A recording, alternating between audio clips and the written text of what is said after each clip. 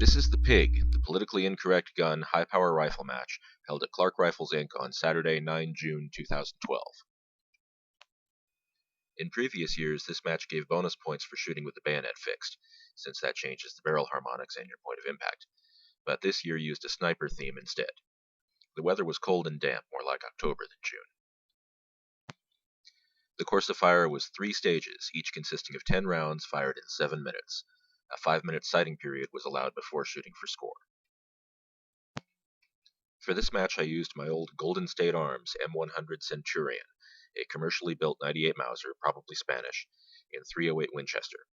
I purchased it some years ago for $100 through a classified ad, and later added a Fajan synthetic stock, a bold trigger, and a used Tasco scope found at a gun show. I hadn't fired this rifle in nearly 3 years.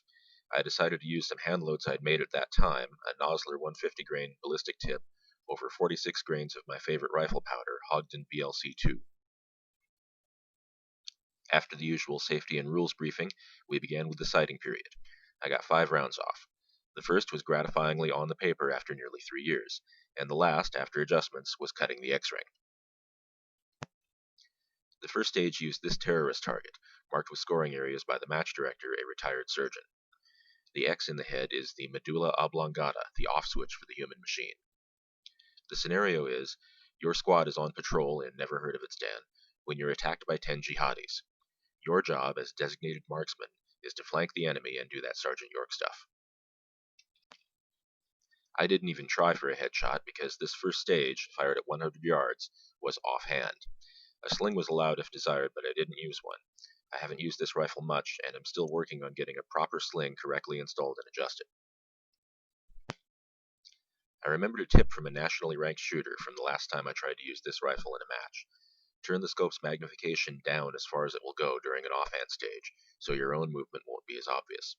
This worked, and I got 10 good hits for a score of 85. The second stage was at 200 yards from prone.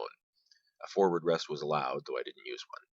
I used the forward section of one of my MRT M1907 style slings, and tried to remember the lessons I learned in the Appleseed Project, specifically about the natural point of aim with which I am still struggling.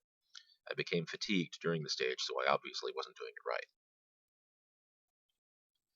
The target was an airliner hostage scenario, or you could call it a server room in an office building, or whatever you like. Again, the vital areas were marked with scoring values, but any hit on either the hostage or the third person was scored as minus 20 points. I asked another shooter what the drop would be between 100 and 200 yards for a 150 grain Nosler at about 2,700 feet per second, and was told 3 to 4 inches.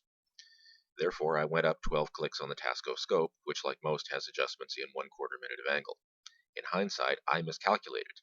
12 clicks was not 3 inches at 200 yards, but 3 minutes of angle, meaning 6 inches. This was too much, and most of my shots went high. My score for this stage was only 49.